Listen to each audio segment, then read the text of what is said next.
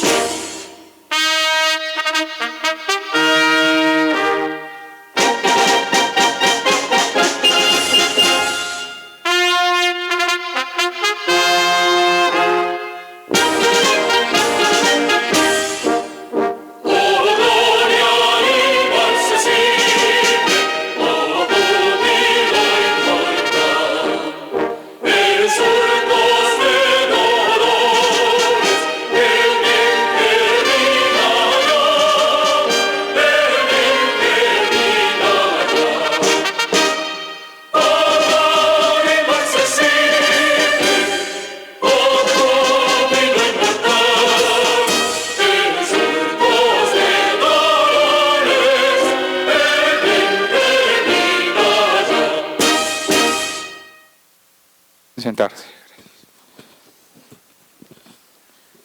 Bueno, en esta sesión de la Cátedra Gerardo Molina nos complace recibir al profesor Francisco Barbosa en la Universidad Libre en el marco de esta cátedra con ocasión del tema Jurisdicción Especial para la Paz. Ya tuvieron oportunidad en la sesión anterior de tocar el tema de las víctimas. Verdad, justicia, reparación y garantías de no repetición. Y tocaron alguna parte del tema de Jurisdicción Especial para la Paz, pero le han dejado en cabeza de Francisco el tema de Jurisdicción Especial para la Paz. Bienvenido, profesor Barbosa, a la Universidad Libre. El profesor Francisco Barbosa es doctor en Derecho Público de la Universidad de Nantes, Francia, abogado de la Universidad Sergio Arboleda, especialista en Relaciones Internacionales de la Jorge Tadeo Lozano, en Regulación y Gestión de Telecomunicaciones del Externado, maestría en Historia de la Universidad Javeriana y en Derecho Público de la Universidad Externado de Colombia. El profesor Barbosa es columnista de diversos medios de comunicación y autor de diferentes obras, entre las que se destacan La Historia y el Derecho, una mirada convergente en la globalización, de la Universidad Externado de Colombia, el equilibrio contractual frente a los contratos de concesión, la censura indirecta frente a las empresas de comunicaciones, la jurisdicción penal universal en el derecho internacional, entre otros. El tema de hoy, por supuesto, tiene que ver, la importancia fundamental de este tema tiene que ver pues, con la justicia transicional, asumida siempre con la mirada de los estándares internacionales que se debían respetar o considerar en este aspecto, y por lo tanto la pedagogía de la justicia transicional es realmente importante cuando se trata de sobreponer, por respeto a las víctimas, la justicia transicional por encima de la justicia ordinaria. Y por eso está aquí el profesor Barbosa, evidentemente para hablar no solamente del mecanismo de justicia especial para la paz, sino principalmente en el tema del respeto a las víctimas y el derecho de las víctimas y los movimientos que van a surgir sobre el tema de las víctimas. Así que, profesor Barbosa, sin más, bienvenido, está en su casa.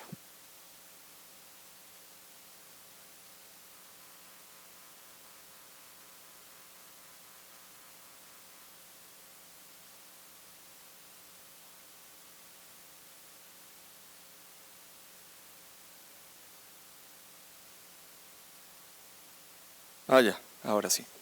Muchas gracias por la invitación al doctor Mario, a la Universidad Libre. Es un gran placer estar acá con ustedes, pues discutiendo un tema que a mi juicio es absolutamente relevante para la historia del país, no solamente para un momento coyuntural histórico que perfectamente podría pasar de largo, sino para un momento en el cual nosotros tendremos que decidir el 2 de octubre si rompemos finalmente esas cadenas de dolor y de guerra y de incertidumbre que hemos tenido durante tantos años frente a una guerrilla como las FARC que pues lleva más de 50 años en armas en un estado que no ha funcionado bien.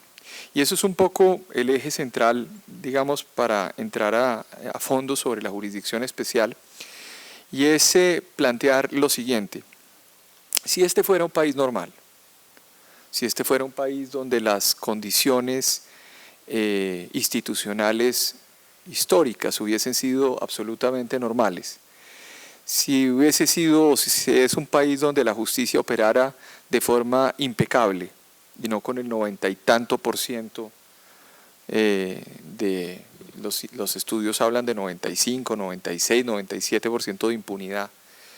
Si este fuera un país donde los territorios estuvieran integrados, si este fuera un país donde las condiciones de miseria hubiesen terminado y estuviéramos en otro escenario, pues todo este documento que se planteó en La Habana y sobre todo la Jurisdicción Especial para la Paz no tendría sentido alguno.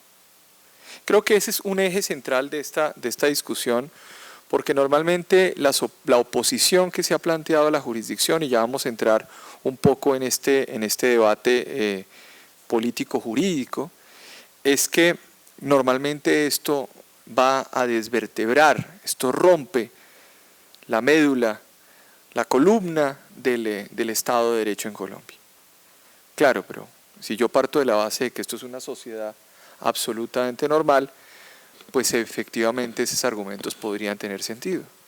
Pero es que en Colombia, obviamente, todas esas condiciones de normalidad no han existido. Es un país que vive en una permanente incertidumbre en una cantidad de temas. Creo que ni siquiera la Constitución del 91 pudo resolver, aún con los grandes efectos que tuvo la Constitución, entre ellos la construcción de una idea de derechos fundamentales.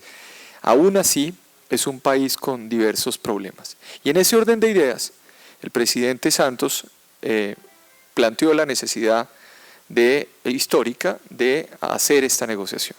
Entonces, un poco el eje central de mi presentación va a tener el siguiente orden. En primer lugar, voy a hablar de los principios centrales, 2 principios centrales del acuerdo. Ustedes ya hablaron de las víctimas la semana anterior o la sesión anterior.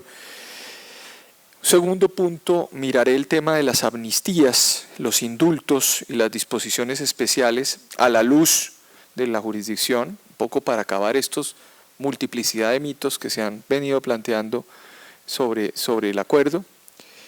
Y cerraré con la idea de implementación jurídica que va a tener en el ordenamiento colombiano y los retos que tendremos como sociedad frente a estos acuerdos. Un poco con esta idea también, y es que el 2 de octubre no termina algo, el 2 de octubre empieza un camino muy muy largo, un camino donde efectivamente la diferencia vale, efectivamente las posiciones plurales valen, y se inicia, digamos, una nueva una nueva formación, con todos los problemas también que existen alrededor, con ELN existiendo, con grupos delincuenciales que operan, etcétera, etcétera, pero con una dimensión distinta. Porque la idea del 2 de octubre, por ejemplo, es una idea, o sea, la idea no es simplemente tomar en consideración de que yo estoy plenamente de acuerdo con el pacto que se logró o estoy en desacuerdo. No, yo creo que hay diversos matices, diversas posiciones, y yo creo que uno no puede tampoco menospreciar a alguien que tenga preguntas sobre el acuerdo, y más bien hay que decir que hay una cantidad de preguntas, sí, pero es que esas preguntas se pueden resolver después del 3 de octubre en el marco de una aprobación que se va a hacer o que esperamos todos que se haga frente al acuerdo de paz. Entonces, claro, esto es interesante por tratar de, yo decía el día de ayer en un escenario similar, tratar de construir una reflexión inteligente alrededor de lo que uno está permanentemente escuchando. Entonces, creo que este es un escenario ideal para eso y vuelvo a agradecer la invitación. En primer lugar, lo siguiente, les han dicho y se ha dicho, la vez pasada les plantearon la idea de que las víctimas son el eje central del debate y del proceso de paz. Esto no es simplemente que lo digo yo, está en el preámbulo del acuerdo, se habla de las víctimas como eje central de este acuerdo de paz. Pero al mismo tiempo se plantea en la jurisdicción especial y se dice: los estados tienen el deber jurídico de atender los derechos de las víctimas y con la misma intensidad la obligación de prevenir nuevos hechos de violencia y alcanzar la paz en un conflicto armado por los medios que estén a su alcance. La paz como producto de una negociación se ofrece como una alternativa moral y políticamente superior a la paz como producto del aniquilamiento del contrario. Por ello, el derecho internacional de los derechos humanos debe considerar a la paz como un derecho y al Estado como obligado a alcanzarla. No lo digo yo y no lo dijeron los negociadores. Esto es una cita con la que inicia la jurisdicción de paz, que surge de un voto concurrente de la Corte Interamericana de Derechos Humanos en una sentencia que es el caso de la masacre del Mozote contra El Salvador el 25 de octubre de 2012. Entonces, un poco para decir lo siguiente, y es desmitificar la idea que aquí en Colombia nos inventamos algo que no existe en ninguna parte del planeta. Creo que ese es un primer aspecto que vale la pena retomar, y por supuesto lo retomo de la idea de que las víctimas son el eje central, no porque alguien diga que son el eje central, sino porque está referenciado el proceso y todo el acuerdo sobre el tema de las víctimas. La última semana hemos visto una gran preocupación, por ejemplo, de que hay unas listas de empresarios que van a ir a la jurisdicción de paz en el marco de una explicación que ya les daré. Pero además, la gran preocupación de todo esto son las víctimas. No si hay victimarios de primera, de segunda, de tercera, de cuarta categoría en el marco de esto. Aquí lo que estamos tratando es de resolver un acuerdo, finalmente, que cierre un conflicto armado en donde hay muchísimos actores que por supuesto tienen que plantear salidas jurídicas en el marco de la idea de una justicia de transición que va de la guerra a la paz dentro de esa estructura. Un segundo aspecto, y creo que este es muy importante, es que en el año 2015, más o menos en mayo del 2015, el proceso de paz se trancó, la circunstancia era muy complicada, teníamos solamente teníamos el acuerdo de tierras, estaba el acuerdo de participación política sin la especificidad que ya encontramos en el acuerdo, estaba narcotráfico, pero el tema de justicia no tenía, digamos, forma.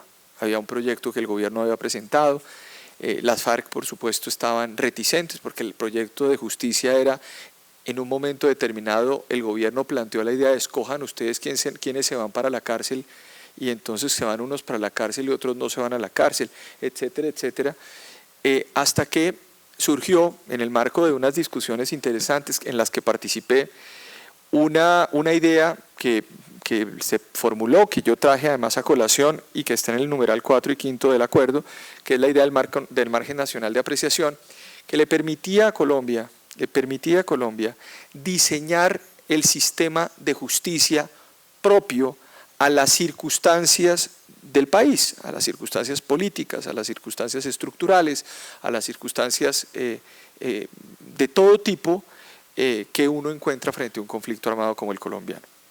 Esta idea del margen nacional de apreciación, que es un principio esencial y que juega ahora un papel más relevante aún por la incomprensión frente a la Jurisdicción para la Paz, pues viene y es dado por el derecho internacional de los derechos humanos, que en una multiplicidad de jurisprudencias ha planteado desde Europa y desde América Latina la idea de que los estados tienen una especie de acción, de margen de acción para poder configurar sus instituciones y sus mecanismos de justicia, como en este caso sería la justicia transicional. Ahora, el debate era interesante porque es la primera vez que se utilizaba para un conflicto armado o para resolver un conflicto armado. Luego había todo un desafío. En un principio se dijo, bueno, pero si se utiliza esta alternativa para hacer un sistema, una jurisdicción de este nivel, pues puede ocurrir que nos digan que hay impunidad.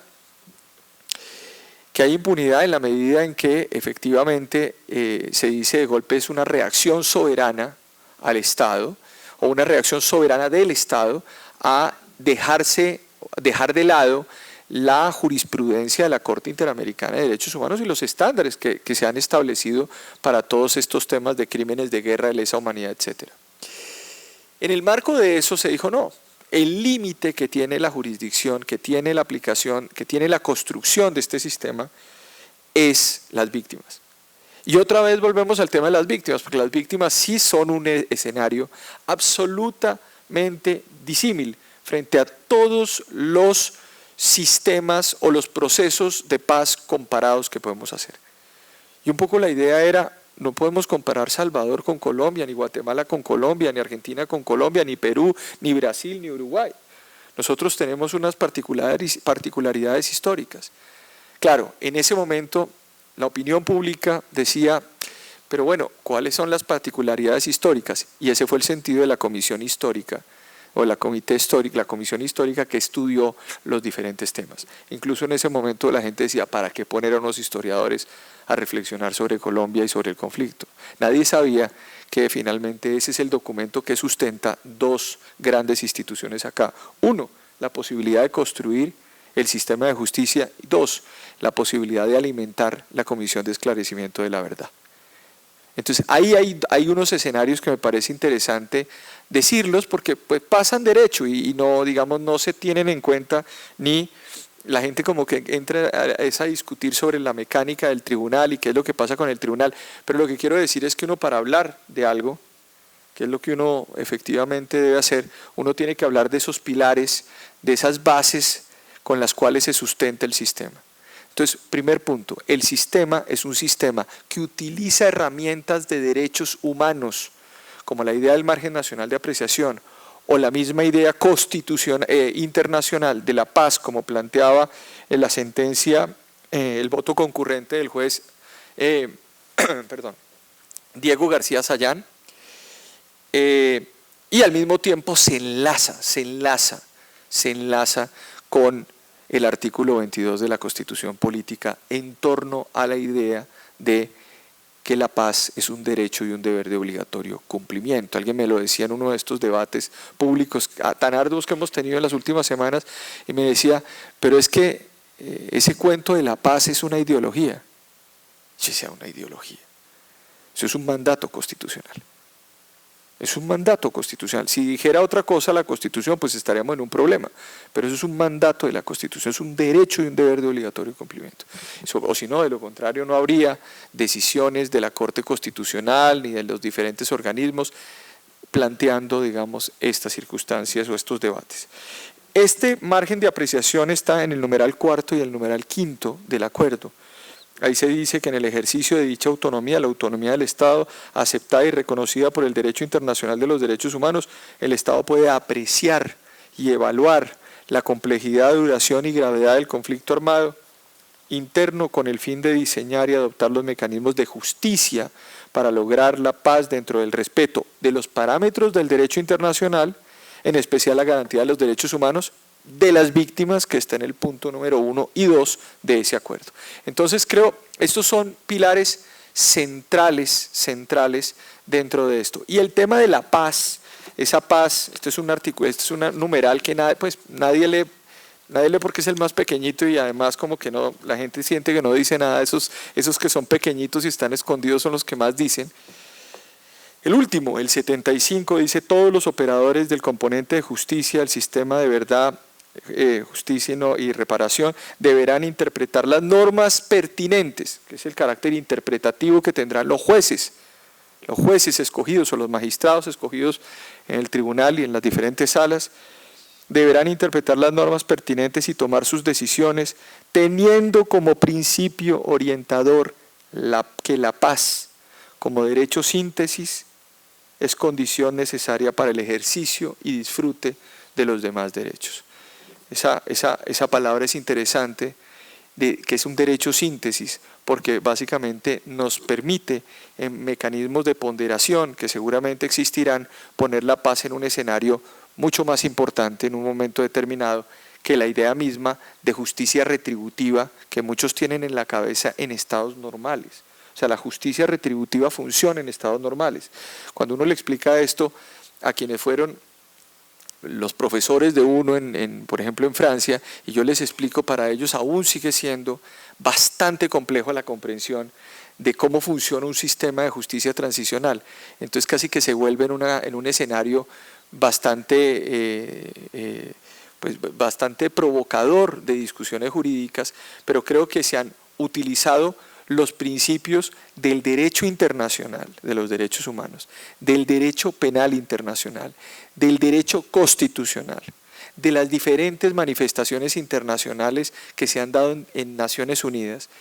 Entonces eso explica que no es gratuito que aparezcan respaldando el proceso todos los actores internacionales, que no hay un solo actor internacional que diga: a mí me parece que está Human Rights Watch alrededor de un artículo que ya lo veremos, pero ni uno solo que uno diga qué es lo que no están apoyando el proceso. Creo que ahí ese es un escenario muy interesante, lo vimos ayer, justamente lo discutíamos hace un momento con la fiscal de la Corte Penal Internacional, Bensouda, Fatou Bensouda, que dijo que felicitaba a los colombianos porque habían evitado que existiera impunidad o que existiera además amnistía para delitos de lesa humanidad dentro del acuerdo. Esto básicamente, uno podría decir: no estoy de acuerdo. Bueno, pero uno no está de acuerdo, si no está de acuerdo con el planeta entero, pues obviamente tiene un problema, pues tienes una discusión política que dar al interior del país, y es válida, pero por supuesto yo creo que y desde el punto de vista constitucional e internacional, el acuerdo de paz o la jurisdicción de paz es impecable desde el punto de vista jurídico, no tiene problemas algunos. Ahora, segundo tema, que es un tema que es dejando de lado los principios. El segundo aspecto es el tema de las amnistías e indultos, así como otros tratamientos especiales. Gran mito. Aquí va a haber una gran dosis de impunidad para todos los actores del conflicto. Básicamente es una amnistía disfrazada, han dicho en los últimos días. Bueno, entonces ante eso, pues lo mejor que uno puede hacer es tratar de explicar pues lo que dice esto para que se disipen las diferentes posturas. Primer tema. En el numeral 23 del acuerdo, se dice que el Estado colombiano otorgará la amnistía la más amplia posible. Inmediatamente la pequeña lógica política interna de 3 barrios de Bogotá dicen que se inventaron ese término, que es una amnistía lo más amplia posible. ¿Cómo así que amnistía lo más amplia posible? Pues miren, en el protocolo 2 de Ginebra dice justamente el artículo 6 eso, que al fin de las hostilidades se dará la amnistía la más amplia posible. Hubo un si se quiere, en este artículo. Entonces no es un invento. ¿Por qué? Porque es lógico. Si están definiendo un conflicto armado interno, tienen que utilizar toda la panoplia, todo el grupo de instrumentos internacionales que permiten resolver los temas. Derecho internacional de los derechos humanos, derecho internacional humanitario, derecho penal internacional, derecho internacional público, derecho constitucional y derecho interno. Que ahora el desafío después del 2 de octubre para el país es el derecho interno, cómo va a responder a todos esos asuntos. Pero lo interesante de este asunto es que el numeral 23 es un numeral clave porque integra el derecho humanitario en las discusiones. Y creo que es importante hacerlo. Inmediatamente se incluyó, dijeron, fue de derecho humanitario. Entonces lo que hay que hacer es que usted se está reconociendo a las FARC una calidad jurídica particular. Entonces, le toca a uno, es un problema, en un momento determinado hay que hacer un trabajo pedagógico bien interesante para tratar de decirle a la gente que no es cierto, pero el artículo 3º común a los convenios de Ginebra de 1949 dice que la aplicación de normas humanitarias no altera el estatus jurídico de las partes. ¿Qué quiere decir eso? Que usted celebra cualquier norma o cualquier aplicación de derecho humanitario que deba hacer la guerrilla de las FARC, tendrá que hacerse, porque es una norma consuetudinaria, de derecho común, se aplica a todo el mundo y no altera su estatus jurídico, no lo vuelve ni beligerante, que es una figura desueta traída además de la comisión, justamente antes del surgimiento de estos convenios en el 49, ni lo convierte en Estado, ni Timochenko es plenipotenciario, ni Márquez es plenipotenciario. Creo un poco la lógica es que se ha venido, digamos, construyendo también una serie de temas que, ojo, estos asuntos no son nuevos. El protocolo 2 de Ginebra sobre conflicto armado interno fue solamente ratificado por Colombia en 1994, la Corte Constitucional se pronuncia en el 95 en una sentencia relevante, la C225 de 1995, y solamente se hizo en esa época porque duramos desde finales de los 70s, cuando se celebró la conferencia en el 77 y siguientes, hasta el 93, diciendo que si se ratificaba ese convenio, se convertía a las FARC en beligerantes. Esa fue la discusión histórica que surgió. Alfonso López Miquelsen, al final de sus años, dijo, a mí me engañaron porque me dijeron eso y yo ya descubrí que eso no es cierto, digamos, porque fue durante su gobierno, o por lo menos durante su gobierno, al final, que se produjo esa discusión. Entonces, digamos, está involucrado el derecho internacional humanitario también. Luego, dice en el 25, hay delitos que no son amnistiables ni indultables de conformidad con los numerales 40 y 41 de este documento. A renglón seguido, no se permite amnistiar los crímenes de lesa humanidad ni otros crímenes definidos en el Estatuto de Roma. ¿Qué más claridad quieren la gente? O sea, repito, no se permite amnistiar crímenes de lesa humanidad ni otros crímenes definidos en el Estatuto de Roma. Yo he tenido discusiones sobre esto en la Academia Colombiana de Jurisprudencia, en la universidad.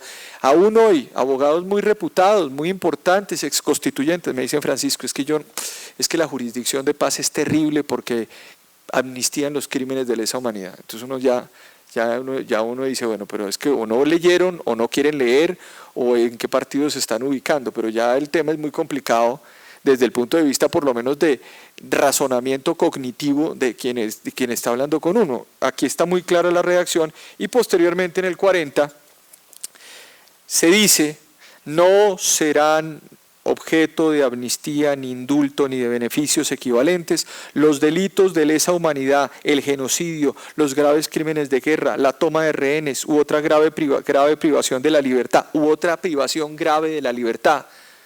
Sí, que es importante porque se dice que el secuestro, que el no sé qué, que la toma de rehén, ahí está, la tortura, las ejecuciones extrajudiciales, la desaparición forzada, el acceso carnal violento y otras formas de violencia sexual, la sustracción de menores, el desplazamiento forzado, además del reclutamiento de menores conforme a lo establecido en el Estatuto de Roma.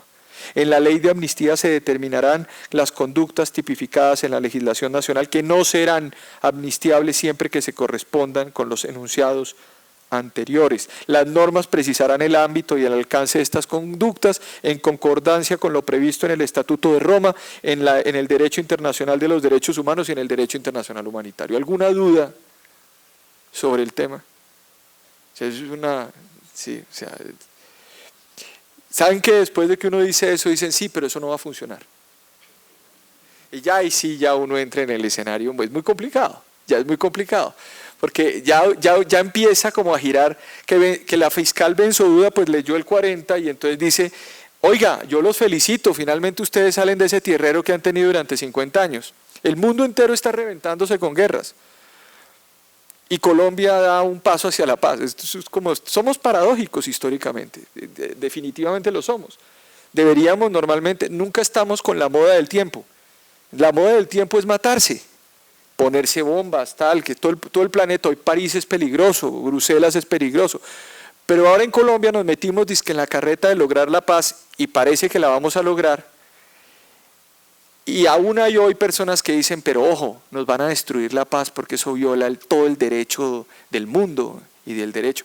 Pues bueno, yo acabo de leerle simplemente y hacer algún balance sobre este 40, y Benzoduda dice, estoy de acuerdo con esa jurisdicción, y me parece muy bien que no vayan a ser objeto de amnistía ni de indulto estas conductas. La reacción que se ha tenido a esa declaración de Benzoduda es la de decir que sí, que felicitaciones, que está muy bien que hayan valorado eso, pero que eso no va a funcionar porque va a haber impunidad. Entonces, bueno, digamos, ante eso, creo que ya a uno le quedan, creo que argumentos de peso para poder por lo menos defender una idea como la que está planteada aquí. Segundo aspecto de las amnistías. En las amnistías se plantea la idea de que va a haber unas conexidades. Por supuesto, ya la amnistía, ya sabemos que hay crímenes que no son amnistiables, punto, y hay otros que sí son amnistiables, porque la naturaleza jurídica de ciertos delitos no lo dice el acuerdo, sino lo dice la ley 418 del 97, que ha sido reglamentada permanentemente, que es la Ley de Orden Público, plantea en su artículo 50 la idea de que se pueden también indultar algunas conductas y se sacará, por supuesto, y se plantea dentro del acuerdo, una ley de amnistía. Allí, ¿qué se va a amnistiar? Rebelión, sedición, asonada, conspiración y conexos con estos delitos. Se establecen unos conexos dentro de la ley que se plantea y que debe salir en el mecanismo de fast track que el Congreso de la República, con el que el Congreso de la República se activará una vez se apruebe el 2 de octubre el plebiscito y se cumpla un requisito que tiene el Acto Legislativo 1 de 2016, que plantea que una vez se refrende, artículo 5 de ese acto legislativo, entrará en vigor la posibilidad de reglamentar todo este acuerdo. Por eso a veces la gente no se da cuenta de las decisiones, porque en el fondo uno dice, es preferible entrar, si hay discusiones, será el Congreso, será la Corte, habrá mecanismos de todo nivel, pero si el pueblo dice no, no se activa el acto legislativo y esto desaparece, todo. Sí, y volvemos finalmente, creo que el presidente militarizaría tranquilamente el país, porque él finalmente tiene que respetar también un mandato popular. Y eso, digamos, hay que entenderlo. Uno no puede decir, entonces yo voy a continuar con la paz. Pues ¿cuál paz si el pueblo le acaba de decir que no quiere la paz? Entonces, efectivamente, hay que tomar la decisión de reactivar el tema para que dentro de 10 años nos diga un nuevo presidente que no sabemos quién será. Acabo de reunirme con las FARC en República Dominicana, me imagino que no será Cuba o en Haití. Y entonces todo el mundo saque las banderas otra vez y diga viva la paz. Entonces ese es un tema que también hay que entender, porque normalmente, como ocurrió en el Brexit, la idea es, hay que pensar no tanto en lo que yo creo que debe pasar, o que el deber ser que yo tengo en la cabeza frente a un acuerdo, sino simplemente cuáles son las consecuencias de los votos que yo tengo en un momento determinado el 2 de octubre. ¿Qué va a pasar el 3 de octubre? Es una gran pregunta que uno se hace, si uno vota no o si uno vota sí. Y creo que esos son los grandes ejes que es necesario explotar y que, por ejemplo, en el Brexit no se hizo. estas dos conexidades que aparecen allí atadas, dicen, se incluyen dos criterios, dice uno incluyente y uno restrictivo. Para simplemente explicarles brevemente esto, son todas aquellas conductas que tienen que ver con el conflicto armado interno, ¿no? Y está también la idea de que las conductas dirigidas a facilitar, apoyar, financiar o ocultar el desarrollo de la rebelión, que es la gran discusión sobre el narcotráfico en Colombia. ¿Entrará o no entrará el narcotráfico como delito conexo en el acuerdo? Pues miren, yo les voy a decir una cosa muy simple. Esto es un asunto que lo definirá los jueces, los magistrados, porque le corresponde, según este estatuto y el reglamento y la ley de amnistía, definirlo.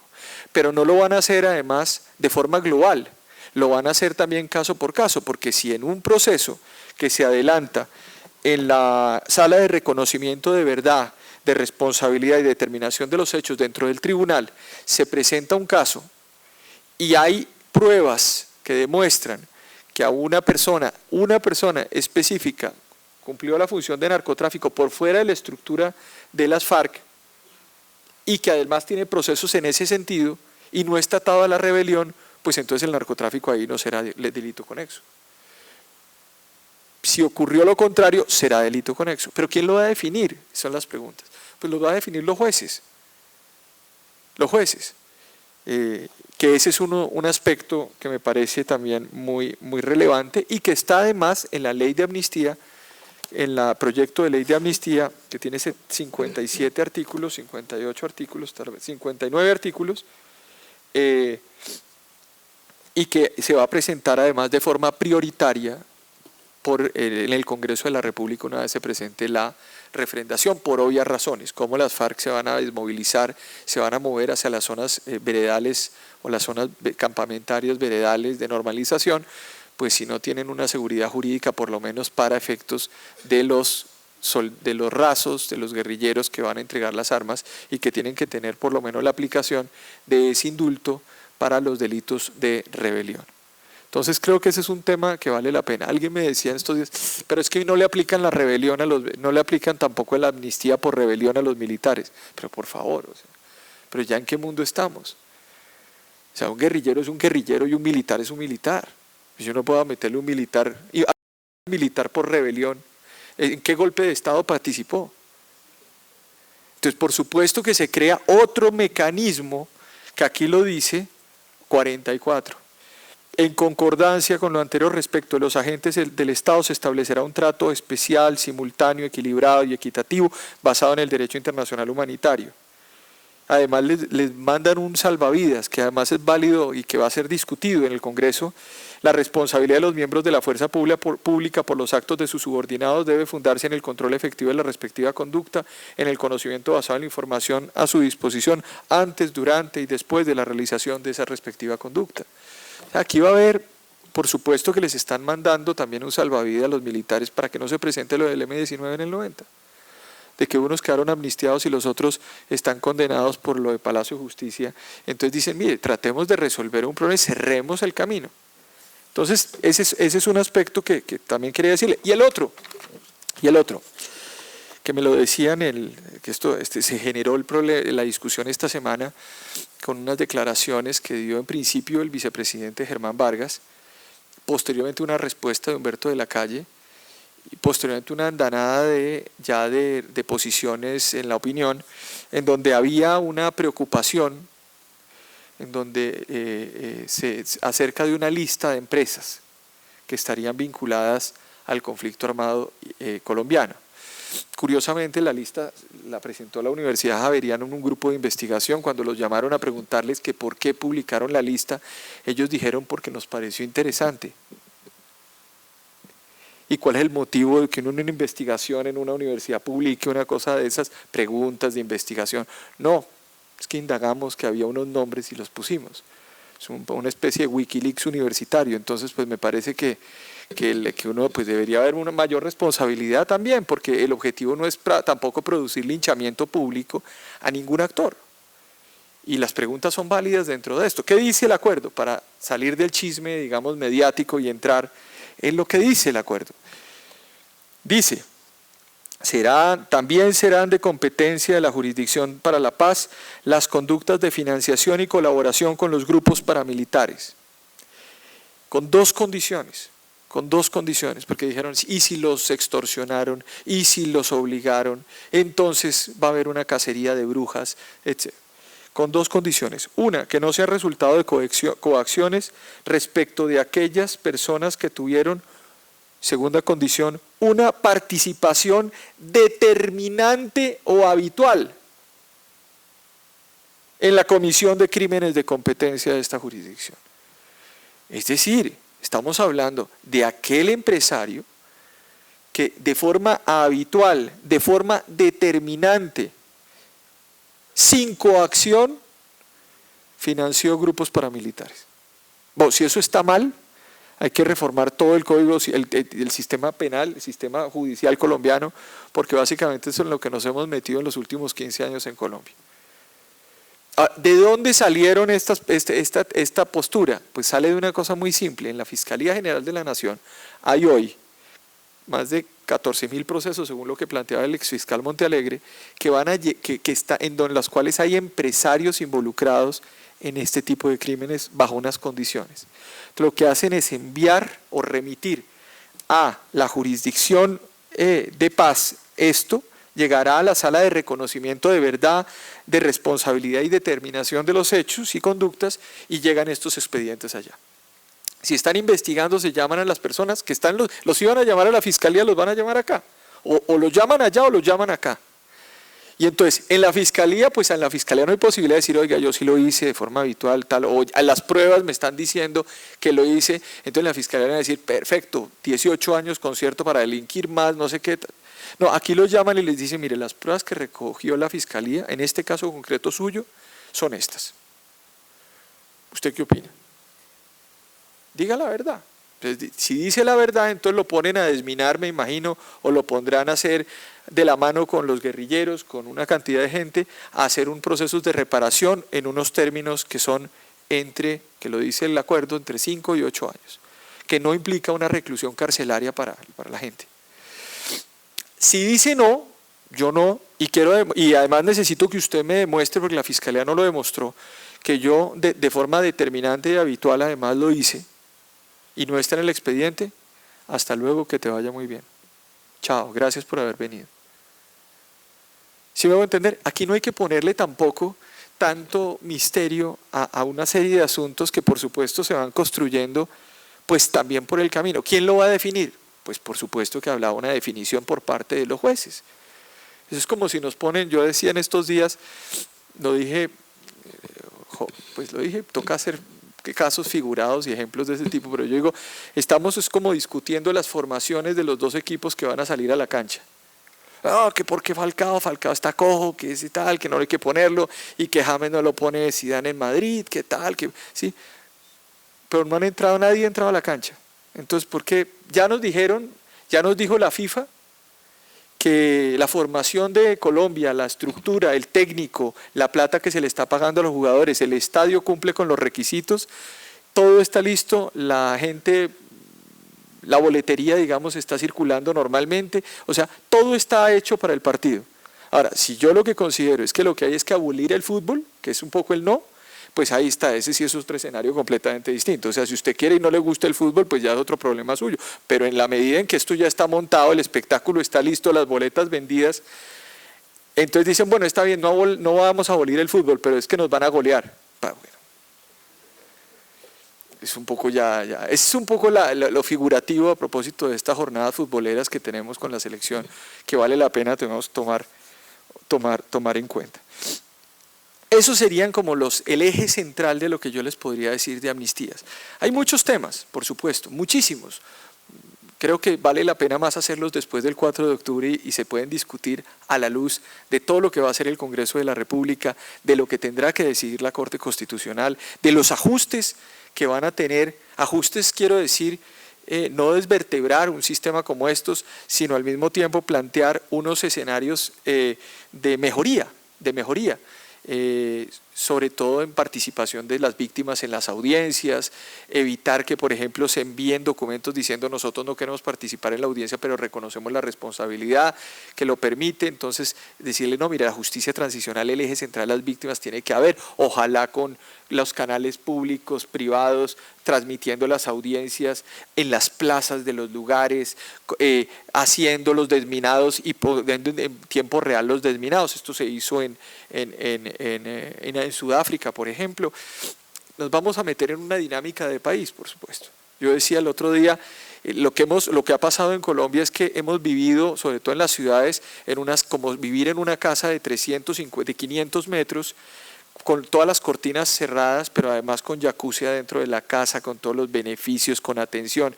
Pero nadie abrió la cortina, y en la cortina, cuando abrimos la cortina, estamos en el relleno de Doña Juana. Y entonces uno dice, pero ¿y qué va a pasar? Mire, nadie había dado cuenta de lo que hay detrás de las cortinas, y detrás de las cortinas está ese país que no ha tenido derecho al Estado, está más de 500 municipios, según el estudio de Ariel Ávila y León Valencia, que tienen problemas, 280 con FARC-ELN, y los otros 300 pues están fundados en economías criminales. Entonces nos hemos construido sobre la base de ciudades-estado y hemos dejado de lado la construcción integral de nuestros territorios de forma masiva, que es un poco lo que llamaba Rodrigo Primi en su columna del Espectador la semana pasada, la necesidad de que tengamos un voto ético, de que no pensemos solamente en nosotros, decimos, bueno, pues yo no percibo absolutamente ningún problema en mi vida, yo sigo viajando, yo sigo teniendo, o sea, no hay problema, pero por supuesto que hay una serie de colombianos, o una multiplicidad de colombianos que que está involucrado en unos temas de guerra. No es normal, es decir, no es normal lo que ha pasado. Nos hemos acostumbrado a la agresión, y eso, digamos, es parte de estos asuntos.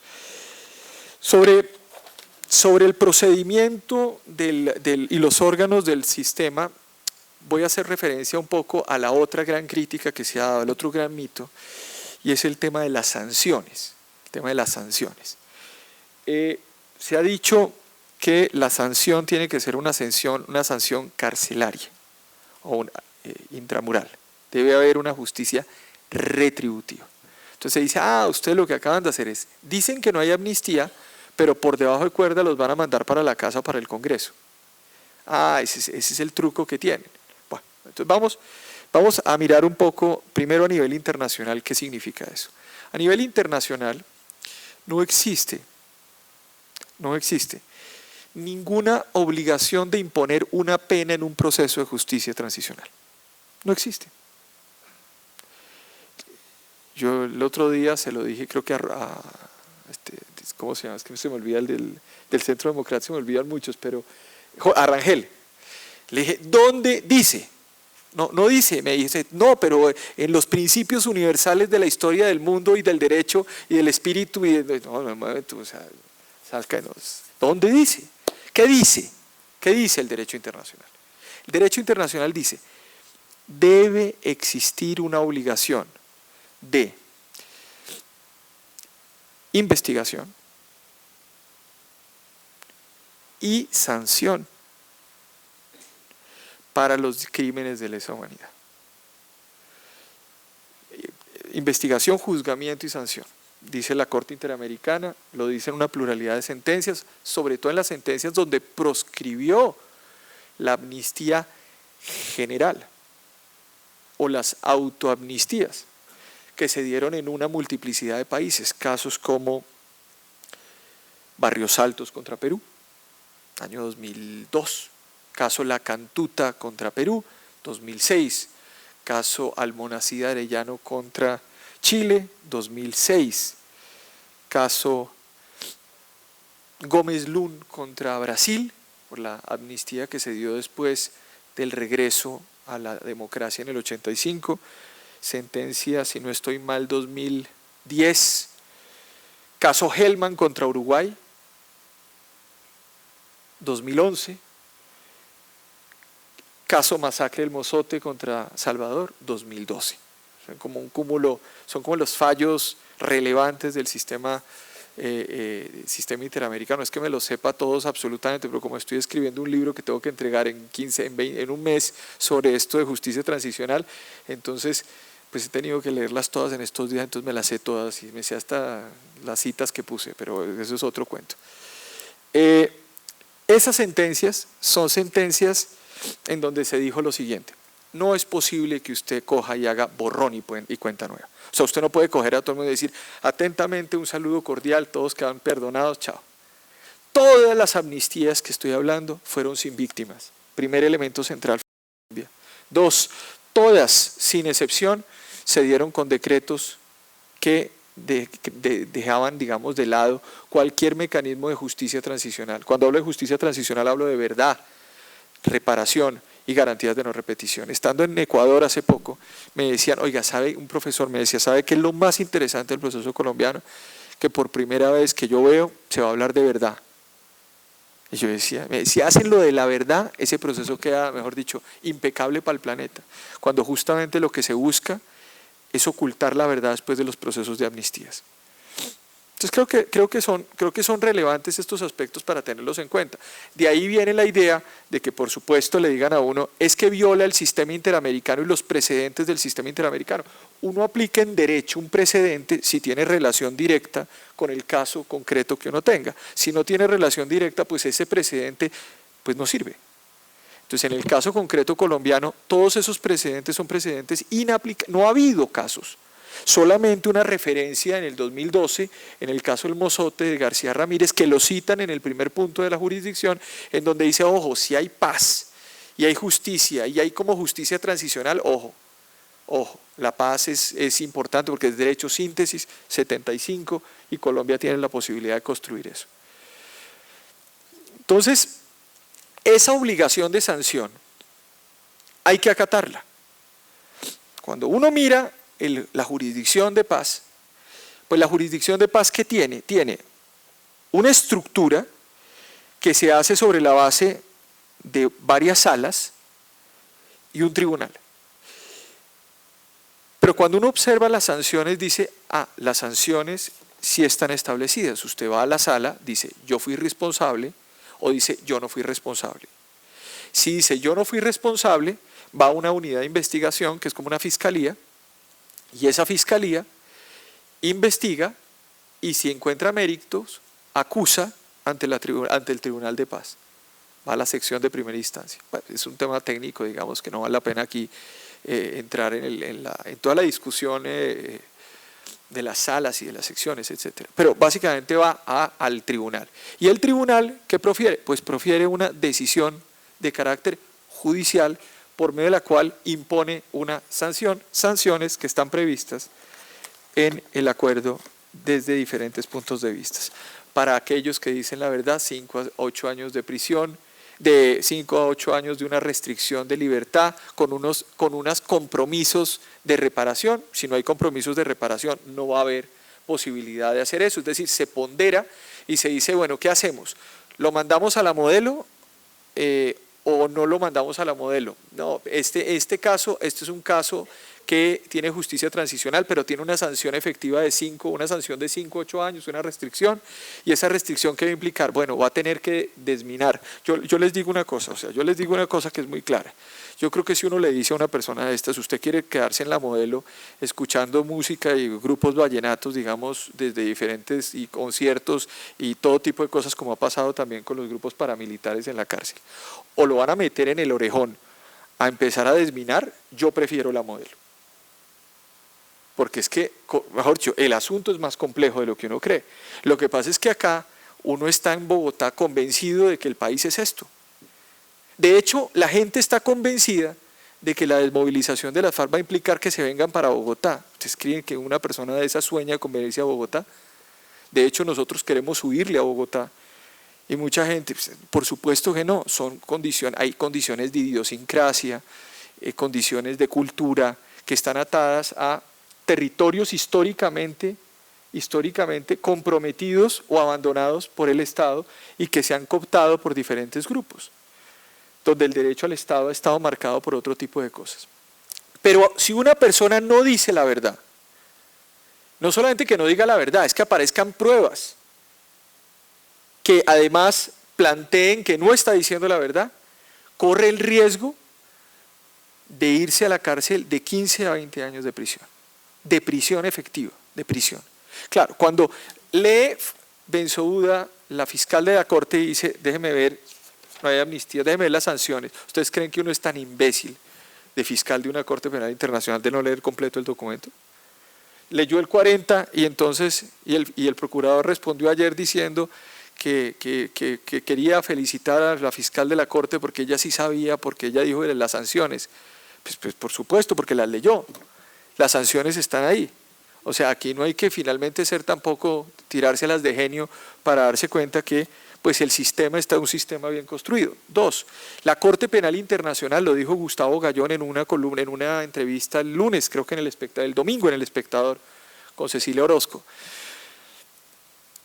plantea que las sanciones deben ser o deben aplicarse los criterios de proporcionalidad. Alguien diría, ¿es proporcional una masacre que le pongan a uno 8 años o 5 años o 6 años de prisión? Bueno, es un poco, o de restricción. Eso fue lo que le pusieron en Colombia a los miembros de los paramilitares con la Ley de Justicia y Paz. Recuerdo, 33 sentencias en 11 años, o sea, simplemente para poner el dato, digamos. O sea, es un trabajo, creo que si nosotros en grupos de investigación ponemos a nuestros estudiantes a trabajar, creo que ganarían, y eso que no son tan ávidos de ese desarrollo, con una gran inversión. Pero lo siguiente, esas ideas de proporcionalidad, pues se tienen en cuenta no solamente con criterios de reclusión efectiva, sino con otros criterios. ¿Cuánto vale el desminado? ¿Cuánto vale la reconstrucción de pueblos históricamente destruidos? ¿Cuánto vale los liderazgos sociales, políticos que se hagan en esas regiones en el marco de la legalidad, en tiempo? ¿Cuánto vale la cantidad? Tiene que haber un juez perfectamente, cuando dicen lo del perdón, un juez puede decir, se condena al señor tal a que además recorra 500 municipios de Colombia pidiéndole perdón a las víctimas de lado a lado, o sea, lunes, martes, miércoles, jueves, viernes, pidiendo perdón. Y yo creo que es un asunto complejo, por lo menos desde el punto de vista jurídico. Creo que la lógica está atada a que sí es una salida bastante inteligente la que se hace, es una salida particular, es una salida excepcional. ¿Es excepcional? Claro, es excepcional si yo tengo el Código Penal en la cabeza, pero no es excepcional si yo tengo la justicia transicional en la cabeza. Y creo que allí es mejor nuestro proceso al de Sudáfrica, es mejor nuestro proceso al de Irlanda. Allá no tuvieron estos mecanismos de justicia, allá nadie fue enjuiciado, allá nadie fue un tribunal. Simplemente se llegó a una solución política por medio de la cual se dijo, de ahora en adelante, chao, no hay nada que hacer. Las mismas víctimas sufrieron este proceso.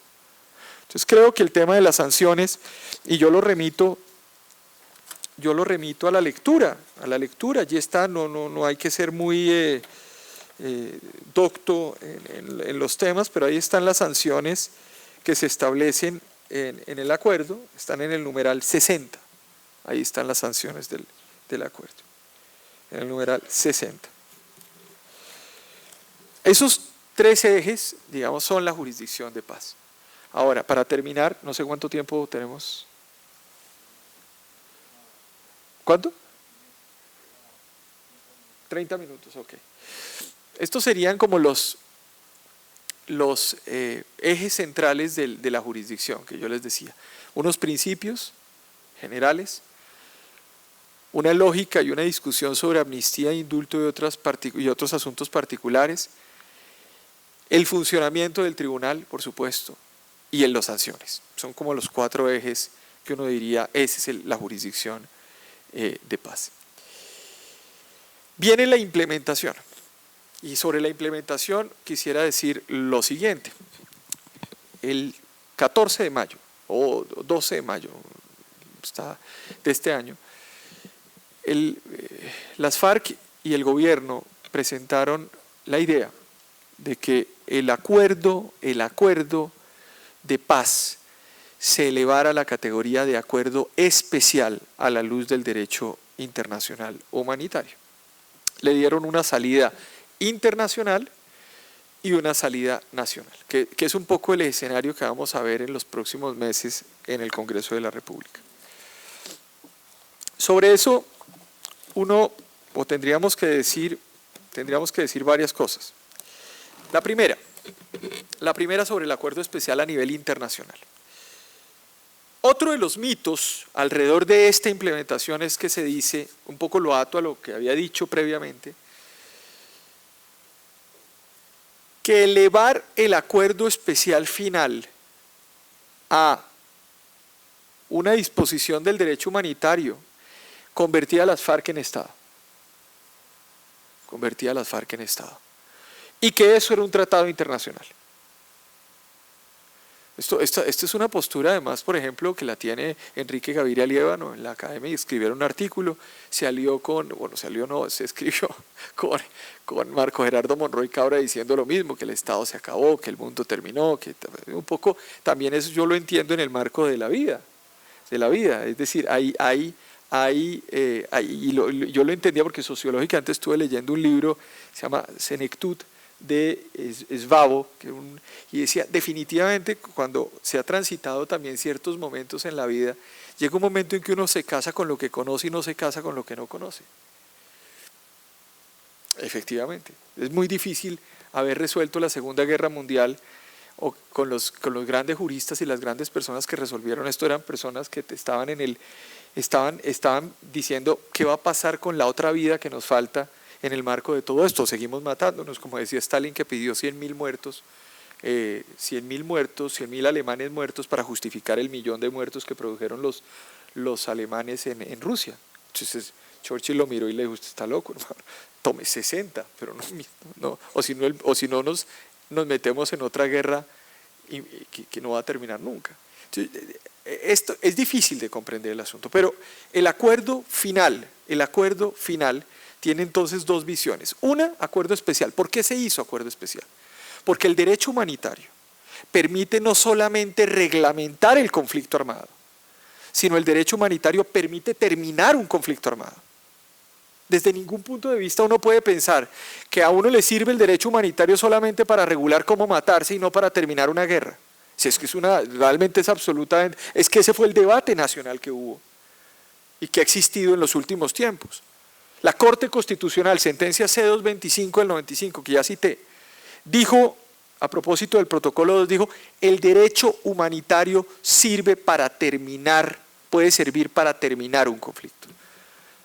Claro, cuando salió el término de derecho humanitario y puso el dedo en la llaga sobre la idea de la C-225, entonces se dijo, uy, pero la Corte, eso fue hace mucho, hace 21 años, o hace 20 años. Muy complicado. Entonces, ¿qué ha dicho el derecho internacional? Entonces tuvieron que preguntarle a la Cruz Roja, que está encargada de desarrollar el tema del derecho internacional humanitario en Ginebra, y le preguntaron, ¿es posible en Colombia cerrar un conflicto a la luz de un acuerdo especial? Y la Cruz Roja dijo, sí. Está en el concepto, yo lo incluyo dentro de mi libro como uno de los anexos. La reacción nacional, ¿cuál fue? No es una entidad internacional judicial obligatoria para el país. O sea, no sirve nada.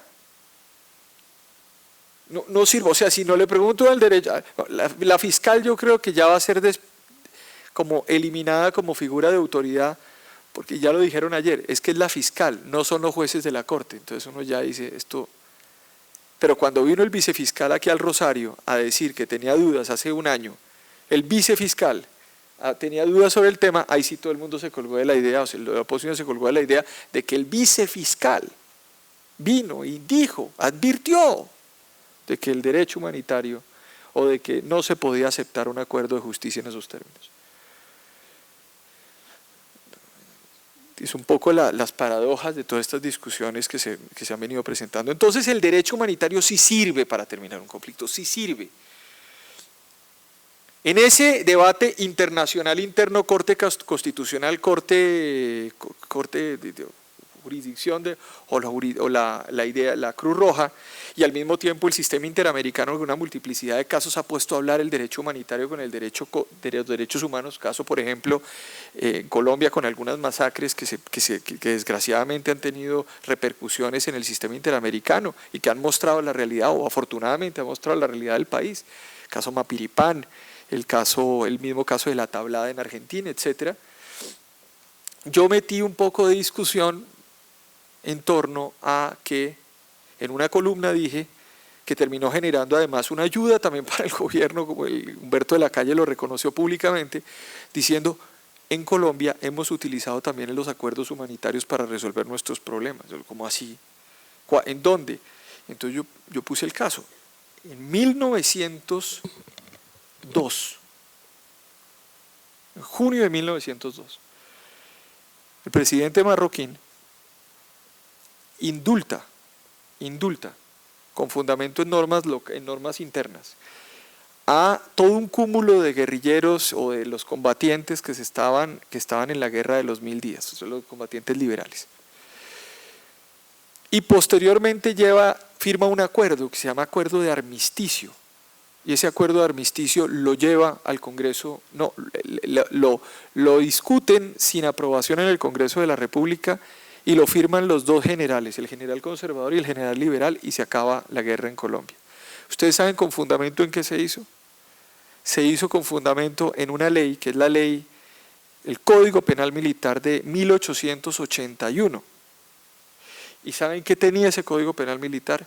Incorporó, porque en esa época se incorporaba así, se incorporó al sistema jurídico en virtud de la Constitución Federal, tan cara a esta universidad, de 1863, se incorporó el Convenio de Ginebra, primer Convenio de Ginebra de 1864, que es el primer antecedente del derecho internacional humanitario formal, que regulaba los medios y los métodos de combate en la guerra, y la Declaración de San Petersburgo, segunda Declaración de Derecho Humanitario, norma de Derecho Humanitario de 1868. O sea que Colombia incorporó esos tratados a la orden jurídico nacional, y con esos tratados firmó un acuerdo con el cual acabó la guerra de los 1000 días, utilizando una norma internacional. Eso se llama acuerdo especial.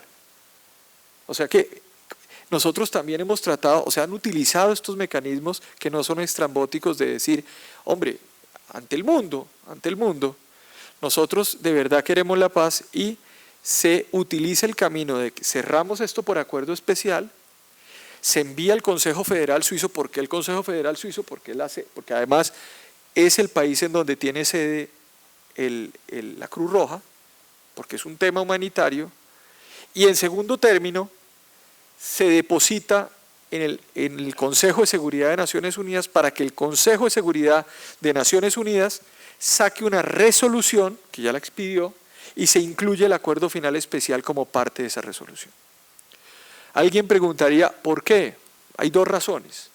Una razón es una razón política, digamos de política internacional si se quiere, y es que pues existe un apoyo generalizado de los países, y obviamente las FARC también y el gobierno dicen: es necesario, entre comillas, blindar este acuerdo internacional y decir: oiga, esto que hicimos tiene el monitoreo de todos los países de la región. Es que el problema de Colombia, la guerra de Colombia, es una guerra infernal para los demás. Nosotros somos como esos vecinos escandalosos que rompen los vidrios, le pegan al celador, al vigilante, ¿sí? Agarra balas, se enloquecen, ¿sí? A trompadas todo el mundo. Entonces, pues por supuesto que tener un vecino así es una desgracia para todo el mundo. Entonces todo el mundo se reúne en el salón comunal y que les ponemos una multa. ¿Qué hacemos? Los echamos del edificio, no, eso viola los derechos de ellos. Vamos y les bombardeamos, les rompemos los vidrios, no, eso tampoco es una opción. ¿Por qué entonces no instamos para que se reúnan y se pongan de acuerdo y dejen de jodernos la vida? Es un poco la lógica de todo eso. O sea, ahí hay una lógica de ese sentido. Claro, pero como uno se acostumbra a vivir a trompadas, pues no se da cuenta que los otros terminan afectados por el conflicto. Cuando uno va a Ecuador, yo contaba esto, y a Perú, sobre todo a Ecuador, en Ecuador me decían: terminen ese problema ya, o sea, no importa que no los metan a la cárcel, mejor dicho, acaben ese problema ya, porque es que tenemos nosotros infinidad de desplazados por la violencia de ese país. Es que no es normal que Quito, Guayaquil o Cuenca tengan 2 muertos por cada 100.000 habitantes por actos violentos. Y Colombia, Cali, tiene 50, Bogotá tiene 25, 24, Medellín tiene 25, o sea, nosotros somos unos degenerados. Eso no tiene derecho, eso es que es un país, o sea, no hay derecho. Entonces esto es necesario bajarle los índices de la violencia a este país para que vivamos de forma correcta como viven países, que obvio que existirán otros problemas, el celular se lo robarán, como se lo puede robar en Nueva York o en París o en Milán o en cualquier lugar del mundo, por supuesto, y habrá gente que se molesta y habrá protestas, etcétera, pero tenemos que salir de un problema, digamos, violento sobre esta base que tenemos. Entonces el acuerdo especial tiene el primer efecto político, que es ese, internacional, y un segundo efecto. Para llegar a un caso a la Corte Penal Internacional se requieren 3 caminos. 1, que el fiscal de la Corte Penal Internacional lo presente. 2, que el Consejo de Seguridad de Naciones Unidas lo presente. O 3, que el Estado, un Estado, lo presente. En este caso, Colombia está cerrando el asunto. El Consejo de Seguridad está involucrado, luego ahí tenemos un gran aliado. Y el tercer punto, y el fiscal de la Corte Penal Internacional no inicia en la práctica ningún proceso si no es con el aval del Secretario General de Naciones Unidas. Y el Secretario General de Naciones Unidas va a escoger a una persona para que esté, un grupo, digamos, está dentro del grupo de personas que escogerán el comité de selección que nombrará, si se quiere, a los jueces y los magistrados de la jurisdicción de paz. O sea, en el fondo no se ha entendido, y es mejor que ni se entienda, por lo menos hasta el 3 de octubre, que ni se entienda, que detrás de todo este entramado está el compromiso del mundo frente a este proceso de paz. El otro tema es que se acaba la extradición. Yo hago la siguiente pregunta, que ahí aparece que no habrá extradición en estos casos concretos. El señor Bernie Aronson fue el representante del presidente Barack Obama durante toda la negociación. ¿Ustedes creen que los Estados Unidos no revisaron esa norma? Es decir, yo lo que digo es que cuando uno finalmente quiere estar oponiéndose a todo, pues se va a oponer a todo. Pero cuando uno finalmente, uno tiene que ser estratégico, cuando uno ve que todo el mundo se está oponiendo a lo que uno dice, a uno le toca ubicarse, ¿no? Colocarse, ver a ver dónde me puedo hacer porque yo me doy cuenta que estoy errado. Las razones del acuerdo especial son esas. No es convertir a las FARC en Estado, no es convertir a la Mesa de La Habana en constituyente, no es darle un carácter internacional que no tiene. Son las razones políticas que yo acabo de decirles. Eso es. Ahora, segundo tema. ¿Cómo ingresa al ordenamiento jurídico ese asunto? Esa es la discusión después del 3 de octubre, del 2 de octubre. Ese es el que nos va a abocar unas grandes discusiones constitucionales en el país. Entonces se incorpora esta jurisdicción, se dice o lo plantean como la idea de un acto legislativo que incluye lo que dice el acuerdo a la Constitución. Y al mismo tiempo se incluye la jurisdicción de paz, esta que acabo de leerles. ¿Qué significa eso en términos constitucionales? En términos constitucionales significa que la Corte Constitucional tendrá que hacer un análisis de constitucional único, que es lo que está planteado ahí, es un análisis constitucional especial, si se quiere, pero en el marco de un acto legislativo que contiene un artículo o 2 artículos transitorios, porque se añade otro, al ordenamiento jurídico, y allí determinará si hubo o no hubo sustitución de la Constitución. Pero yo hago la siguiente precisión. Por eso yo le decía, en estos días hablaba en el gobierno y decía, hombre, tienen que definir un poco cuál es el término, la temporalidad también del tribunal, porque puede afectar la decisión de constitucionalidad en un momento determinado. ¿Por qué? Porque la temporalidad va a jugar un rol esencial dentro de todo esto. Un artículo transitorio por un determinado tiempo sustituye la Constitución política de forma permanente. No. Es un argumento importante, es un argumento que la Corte Constitucional tendrá que escuchar y tendrá que oír en un momento determinado. la Corte Constitucional puede hacer una sentencia interpretativa sobre el acto legislativo. Yo creo que sí, si mejora el derecho de las víctimas, por ejemplo, y mejora los derechos de quienes comparecen a este tribunal. Por ejemplo, cosas que yo digo, dice, existirá en el marco de ese proceso una acción, como una acción de tutela. No cabe la acción de tutela contra decisiones de ese tribunal, pero se creó una acción de tutela particular para el tribunal. Entonces dice, en el evento en que las sanciones 52, numeral 52, página 143, en el evento en que las sentencias de las secciones vulneren derechos fundamentales de una víctima con interés directo y legítimo, ésta podrá solicitar protección mediante la presentación de recurso ante la sección de apelaciones, el cual deberá ser resuelto en 10 días. Yo creo mi posición, que la Corte tendría que ajustar, por ejemplo, esto es decir, en el evento en que las sentencias de las secciones vulneren derechos fundamentales, derechos fundamentales, estas podrán solicitar protección, porque no solamente las víctimas tienen derecho también a pedir una protección, sino los victimarios también en un momento determinado pueden decir, oiga, a mí me parece que me interpretaron mal eso, pues denle el recurso también, porque eso finalmente es parte también del escenario de darle a todo el mundo las cosas. Son esos detalles, creo que la Corte irá afinando. Esos son los, esto ni siquiera, es que como muchos, los que se oponen no lo han leído, entonces pues ni siquiera conocen lo que estoy diciendo. Pero por supuesto que ahí hay elementos que la Corte tendrá que resolver, y el Congreso de la República también, en el marco de las discusiones, tendrá que aprobar o improbar esos acuerdos, y decir, en estas condiciones se puede o no se puede aceptar esto o lo otro. Esa sería, digamos, ahora, hay otras leyes, va a haber leyes ordinarias, va a haber leyes estatutarias, va a haber leyes orgánicas que se van a sacar dentro del marco de estos acuerdos. ¿Dónde está eso? Eso está, y hasta dicen qué tipo de leyes para la implementación. Eso está en algún lugar. No, ya les digo. Está en el sexto y acá está verificación. Acá, página 176, es como el documento, 176 es 6.1.9, dentro del punto sexto que tiene el acuerdo, son 6 puntos. Y allí aparecen todas las leyes que se van a establecer. La ley de amnistía, que ya les hablé, el acto legislativo de incorporación de la jurisdicción de paz, prioritario, ley de aprobación del acuerdo final. ¿Qué significa la ley de aprobación del acuerdo final? Me imagino que ponen esto en términos de ley y se discutirá en el Congreso, ¿de acuerdo? Lo que demuestra que no hay una constituyente en La Habana tampoco, sino que se va a discutir en los 3 ramas del poder público.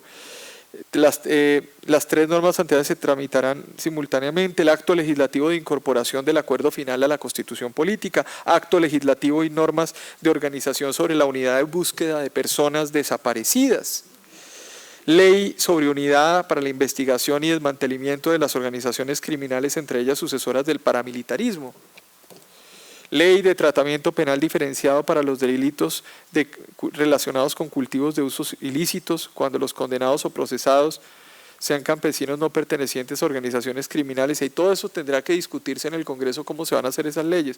Suspensión de órdenes de captura, por supuesto en el marco de lo que yo les decía con las amnistías, reforma constitucional y legal sobre garantías de participación política en Colombia y el tránsito que surja de FARC-EP a la vida política. Bueno, ahí aparecen, y ahí después aparecen otras, dice calendario de implementación normativa durante los 12 meses tras la firma del acuerdo, y ahí está como una especie de implementación que se va a hacer en el Congreso de la República. ¿Uno qué espera? Ya más allá del sí y del no, que yo finalmente creo que ese es un debate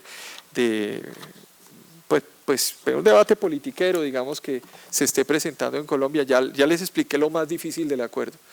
Lo otro es lo que todo el mundo ha dicho, incluida la oposición, que es maravilloso y que felicita a Colombia por el paso, porque es que se va a tener, sí, hay una oposición, hay otra oposición, que ya además yo he reaccionado. Los famosos 600.000 pesos que le van a dar a las FARC, a los miembros de las FARC para participar durante los 2 años, más 8 millones de pesos que se establecen, más los proyectos productivos. Hicimos un cálculo con un grupo de investigación con el que trabajamos algunos temas de estos, en el externado y más o menos la desmovilización de eso que está ahí contemplado, estamos hablando de 250.000 millones de pesos.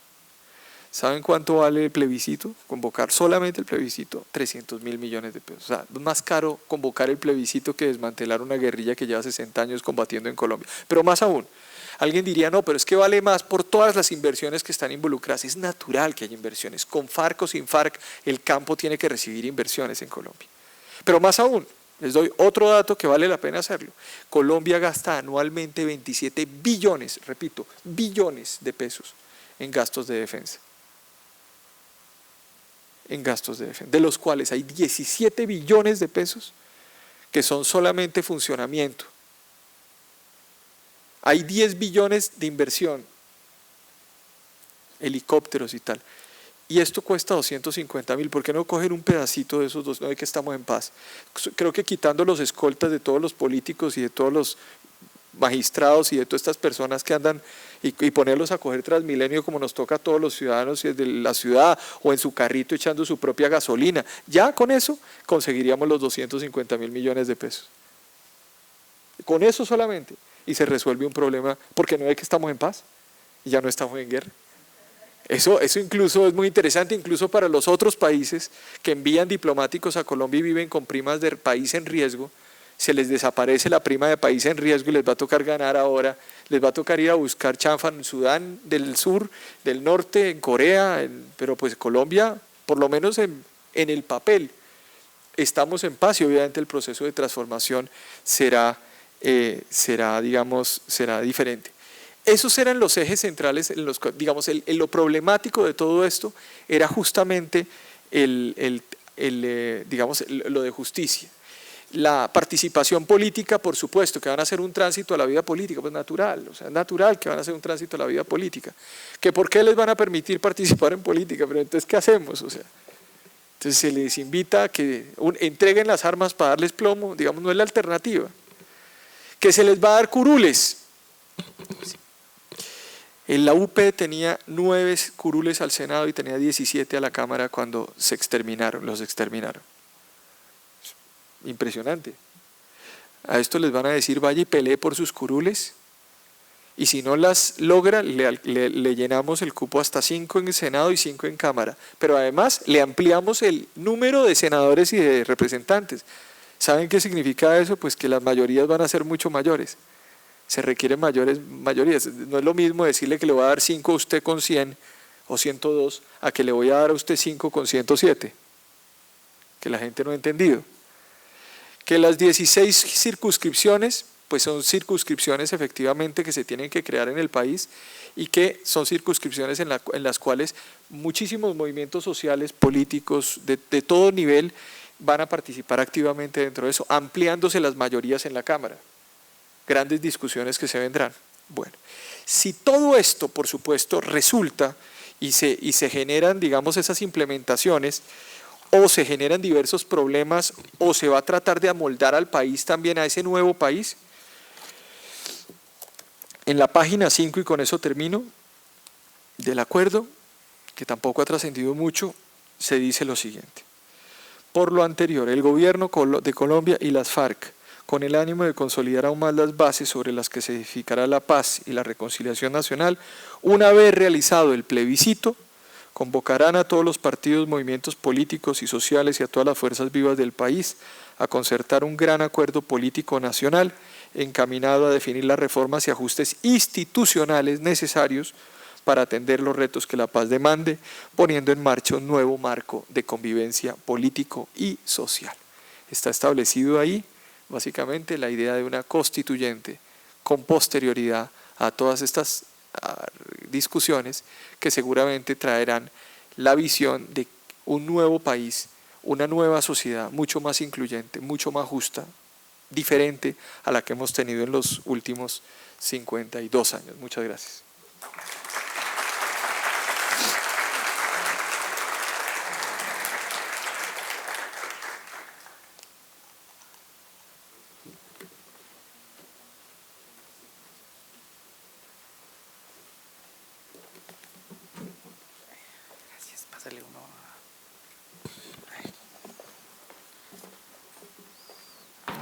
Mil gracias, profesor Francisco Barbosa, por su exposición en el tema de Jurisdicción Especial para la Paz. Creo que ha quedado claro que en sociedades bien organizadas, bien ordenadas, la justicia ordinaria debe respetarse, pero en sociedades tremendamente desordenadas como la nuestra, creo que la clave está en la justicia transicional por y para las víctimas. Bien, ahora sí, las preguntas del público pues, concretas para el profesor Barbosa. Creo que hacemos una ronda de 3 o 4 y terminamos. Antes de que se vayan, decirles que para la sesión siguiente estará con nosotros el ex candidato presidencial Álvaro Leiva. O sea, les pido por favor que asistan puntualmente, como siempre, a tocar el tema de esa sesión. Bien, y agradecer obviamente a las instituciones que convocan esta cátedra: Gerardo Molina, la Universidad Complutense de Madrid, la Organización de Estados Iberoamericanos, la Oficina del Alto Comisionado para la Paz y la Universidad Libre. Bien, ahora sí, las preguntas.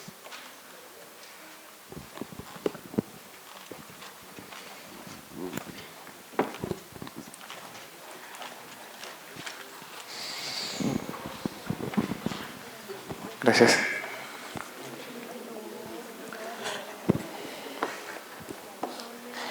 Buenos días, mi nombre es Carlos. Antemano felicitarlo por la ponencia, muy explícito, sobre lo que son los acuerdos de paz y sobre cómo se está tornando en el país un movimiento de justicia transicional, ciertas situaciones.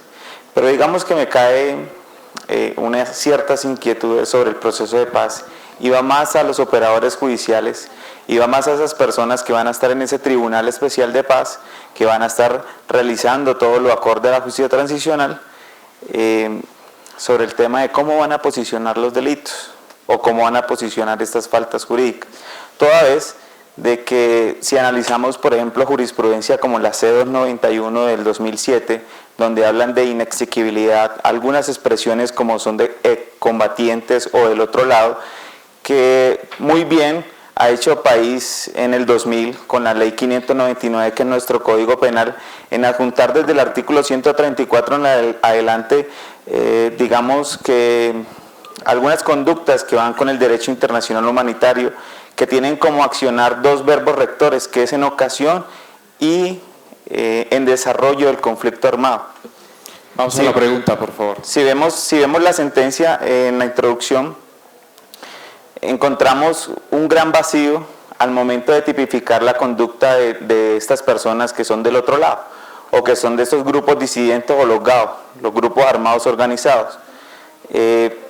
¿Por qué? Porque ¿qué es? Homicidio en la justicia ordinaria, homicidio agravado por fuerza pública, desaparición o homicidio de persona protegida en derecho internacional humanitario, o es homicidio causado por agente del Estado, o como llaman en la vida popular, falsos positivos.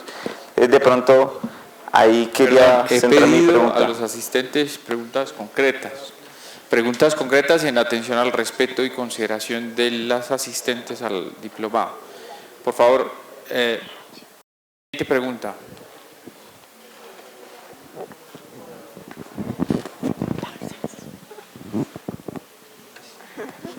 Buenas tardes. Primero que nada quisiera saber cuál es la situación de los presos políticos de las FARC cuando ya han sido extraditados, como es el caso de Simón Trinidad, desde la normativa que va a entrar en vigencia, pues si se da el sí. Y en un segundo lugar quisiera preguntar cuáles son las limitantes a las cuestiones interpretativas que se dice que van a tener los jueces. Muchas gracias.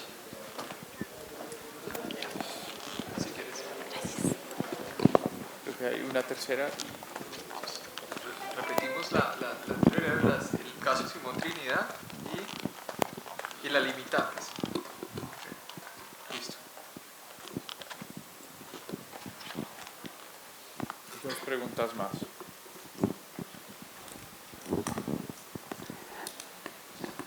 Buenas tardes a todos. Le quiero recordar a la persona que me antecedió que Simón Trinidad no es ningún preso político. preso político es Miguel Ángel Beltrán, ese sí es un preso político. Y también le quiero recordar a los moderadores que no pueden limitar qué es lo que pueden o no pueden decir, porque aquí la gente paga por el diplomado. Bueno, mi preocupación es que yo digo que la paz no se logra, no se impone ni se logra con chantajes, y a nosotros nos quieren llevar al chantaje. Me parece que tengo dos grandes dudas. ¿Cómo es eso de que si tanto que nos regamos de demócratas y entonces si ganan no respetamos el resultado? ¿Cómo es eso de que si ganan no volvemos a la guerra? Pues les digo una cosa, ¿qué pasa si llega a ganar el no? En este caso, ¿qué pasará con la justicia transicional si llega a ganar el no en el plebiscito? Deberíamos ver en el plebiscito una oportunidad para hacer unos acuerdos mejor estructurados sin importar cuál sea el resultado, y sobre el resultado es tomar las decisiones trascendentales y asumir las consecuencias. Y mi segunda pregunta, ¿el esquema de justicia transicional va a ser el mismo para otros grupos ilegales? Gracias. Gracias. Siguiente pregunta, por favor. Si quieres vamos contestando para que nos... Perfecto. Perfecto. Ahí tienes. Caso de Simón Trinidad, digamos, frente al planteamiento, creo que es una decisión, será del gobierno de los Estados Unidos tomar en consideración el acuerdo de paz y proceder a devolverlo al país o no devolverlo, y creo que es una decisión de los americanos, y que no tengo claridad sobre qué va a pasar con esto, y creo que tampoco es una condición sine qua non, ni se firmó el proceso de paz a condición de que devuelvan a Simón Trinidad, nadie lo ha visto, no está en ninguna parte del acuerdo, entonces creo que está planteado. Sobre las limitaciones de los jueces, pues los jueces lo que van a hacer es aplicar este estatuto que va a ser norma constitucional, en la ley de amnistía que va a estar allí, y por supuesto que tiene una capacidad interpretativa.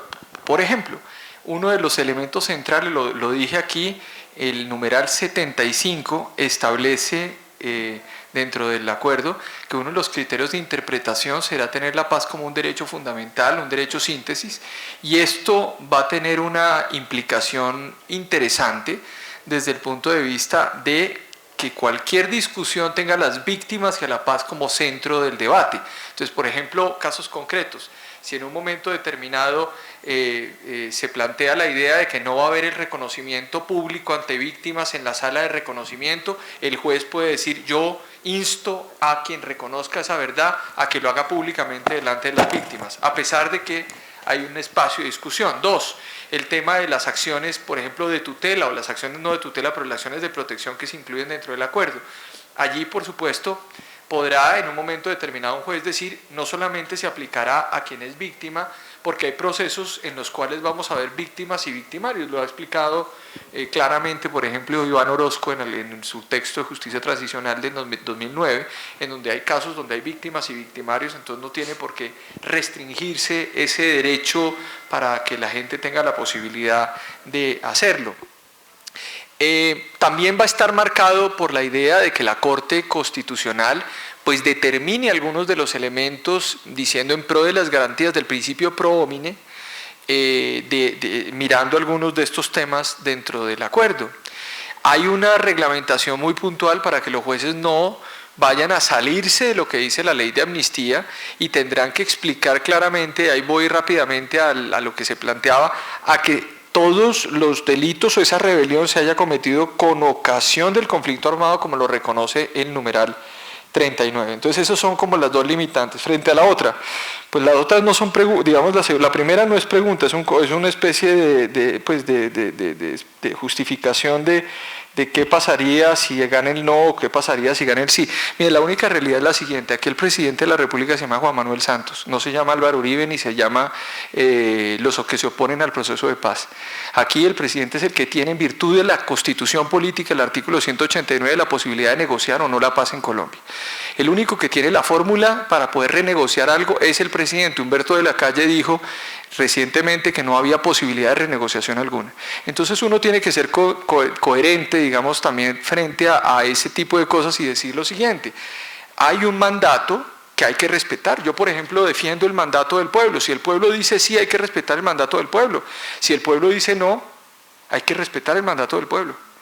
Y el mandato del pueblo significa, obviamente, el restablecimiento de unas circunstancias reales, fácticas, en las cuales el país va a entrar, que es, por supuesto, la reiniciación de un conflicto armado. Es que decir lo contrario significaría, cuando uno dice lo contrario, significa que uno tiene la fórmula y la llave para renegociar algo. Pero es que aquí no hay posibilidad de renegociar algo. De hecho, la Corte Constitucional lo dice en su sentencia reciente sobre el plebiscito: no se puede implementar nada. O sea, esto no sirve para nada. Todo el acuerdo no sirve para nada. Se acaba el acuerdo. Y por supuesto que estamos hablando con un grupo que es un grupo que está pasando de una idea de conflicto real en Colombia a una situación política. Entonces, por supuesto que ahí, digamos, no estoy de acuerdo, respeto su posición. Nadie ha dicho que si gana el no, pues no se va a respetar. Claro que se tiene que respetar y reiniciar la guerra, eso es lo que yo creo. De forma completa, es que hay que respetar al pueblo. Si el pueblo dice que le gusta la guerra, el conflicto, no salir de esto, pues hay que respetárselo. Además, el presidente, no creo que Santos no lo vaya a hacer. Y en segundo término, lo interesante más bien sería que quienes se oponen al no respeten a los que dicen el sí cuando salga la votación y no digan que además fue injusto, que el umbral que la Corte Constitucional dijo fue bajito, que no, pues ahí están las decisiones. Uno en la democracia pierde y gana. Ese es un poco los dos escenarios que uno plantearía. Y la otra pregunta que usted hacía, o lo que decía, era la relativa a que qué va a pasar con esto de justicia transicional para otros grupos armados. En principio no puedo dar la respuesta porque no conozco cuál va a ser la realidad del otro grupo armado. El único grupo armado en rebelión que hay en Colombia se llama ELN. Las BACRIM no son un grupo armado. Las BACRIM son un grupo de criminales que viola el Código Penal colombiano. Entonces yo no puedo aplicarles el criterio de rebelión a las BACRIM, porque sería como aplicarle el criterio de rebelión a alguien que se esté robando un banco en Bogotá también, o a alguien que esté, no lo puedo hacer. Entonces, el criterio de justicia transicional sí se les aplicará al ELN, porque el ELN lo manifestó en su acercamiento, en el caso en que se destape el acuerdo. Dijo que queremos negociar 3 puntos y los otros puntos, este punto entonces estaría dentro de la idea de la justicia transicional. No se puede construir un nuevo modelo de justicia transicional para el país. Entonces creo que esos son los ejes centrales que uno podría decir. Siguientes preguntas. Una pregunta más ahí.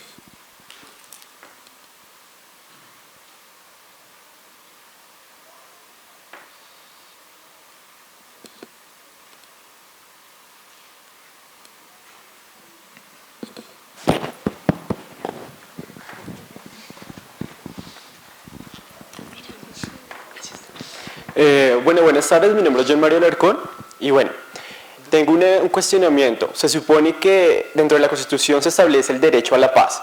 Entonces, si gana el no, sería un deber del Estado hacer que se cumpla ese derecho. Entonces, ese sería un cuestionamiento. ¿Cuál es la acción del Estado si gana el no, teniendo en cuenta que eso es un derecho? Esto se establece como un derecho, el derecho a la paz. Es muy importante. Bueno, también tengo otro cuestionamiento respecto a la participación política. ¿Por qué se considera un crimen cuando en la Constitución, en el artículo 107, se permite la creación, la participación en la política de los ciudadanos colombianos? La única negación que se da es que no se puede pertenecer a 2 partidos políticos. Y bueno, el tercer cuestionamiento es respecto a la rebelión. ¿Por qué se considera un crimen, teniendo en cuenta que en el derecho internacional, específicamente en la Declaración Universal de Derechos Humanos, en el preámbulo, se establece la rebelión como un derecho implícito? Gracias. Atrás ahí, otra persona. persona que levanta la mano. Sí. Muy buenos días aún, creo. Gracias por la exposición y los argumentos que se dieron esta mañana. Mi pregunta va dirigida de esta manera. Desde su punto de vista y teniendo en cuenta las falencias frente a las estructuras físicas y de corrupción que se manejan a nivel interno en las cárceles, ¿cuál sería una posible solución si, dado el caso, los guerrilleros cumplieran una pena, ya sea que acepten o no acepten su culpabilidad, que no se manejen, digamos, estos tratos como se han manejado con ciertos personajes del gobierno que no están cumpliendo una pena, sino como están en una especie de centros vacacionales? Eso es todo, gracias. Hay una última frase. Sí. Doctor Barbosa, buenos días. Doctor, 3 inquietudes. La primera, usted hace referencia al tema de la justicia transicional desde el punto de vista del reconocimiento de la verdad.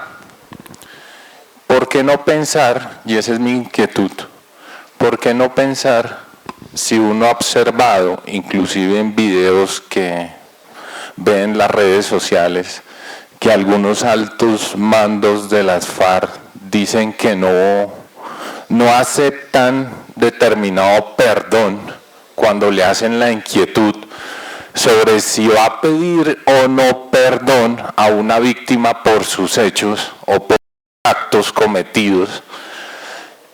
En cuanto a la verdad, ¿cómo sería trasladarle o decir que efectivamente reconozca esa verdad cuando ya previamente ha dicho eventualmente o posiblemente que él no reconoce ese hecho? Primera inquietud. Segunda inquietud, en cuanto al tema de lo que usted hacía referencia, doctor,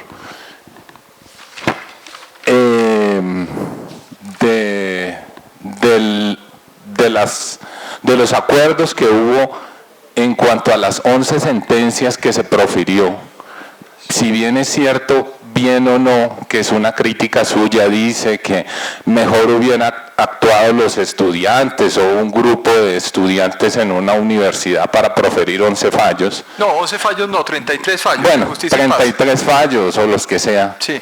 Durante determinado tiempo en 11 años, 11 perdón. años, 33 fallos. En cuanto a eso, ¿cómo podría uno pensar que en últimas haya habido un resultado? Porque bien o mal, muchos de esos grandes capos o líderes están extraditados y están cumpliendo unas penas en Estados Unidos. Bien o mal, pero están cumpliéndolas. Pues esas serían como las dos inquietudes. Gracias. Respecto al tema planteado. Okay. Yo tratar de rápidamente.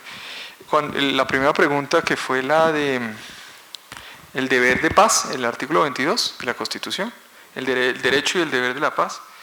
¿Quién dijo que uno no puede lograr la paz derrotando al contrario?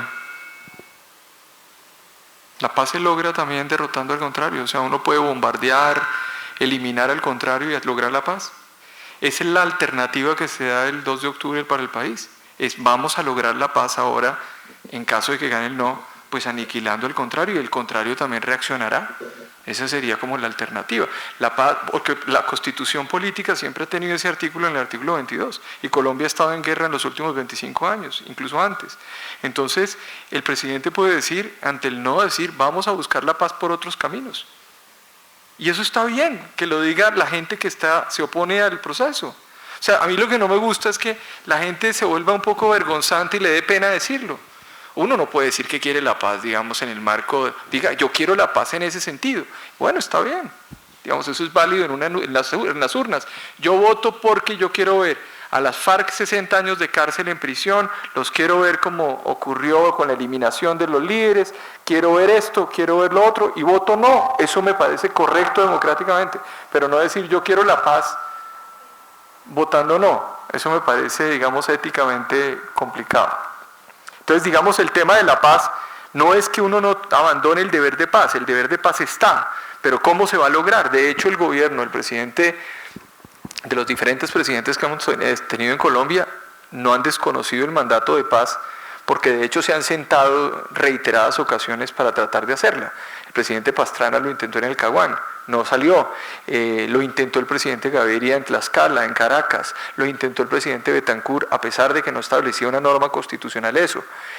Se intenta durante el gobierno del presidente Uribe. El presidente Uribe en el 2016, en una declaración que dio y que mostró Daniel Coronel hace poco, decía que si había que darles curules a los guerrilleros de las FARC, pues se les daba curules y se acababa la paz, pero que por ahora no había momentos de negociación. Entonces pues esos son momentos de paz. Entonces creo que ese es un primer aspecto. Otro aspecto es el tema de la participación política por delito de rebelión. La discusión sobre el delito de rebelión es una discusión profunda en Colombia, sobre todo porque si es delito político es delito común. En Colombia se determina, como en muchísimos lugares, que es un delito político. En ese orden de ideas, por eso, la amnistía que se va a proferir se va a hacer sobre las personas que tengan encima el delito de rebelión, porque aquel que se rebela al Estado entra dentro de esa categoría. Entonces, por supuesto que la rebelión va a ser mirada desde el punto de vista político y la van a... lo curioso, por ejemplo, los países que no tienen guerra, yo he hecho unas revisiones, ya no tienen delitos de rebelión en el código.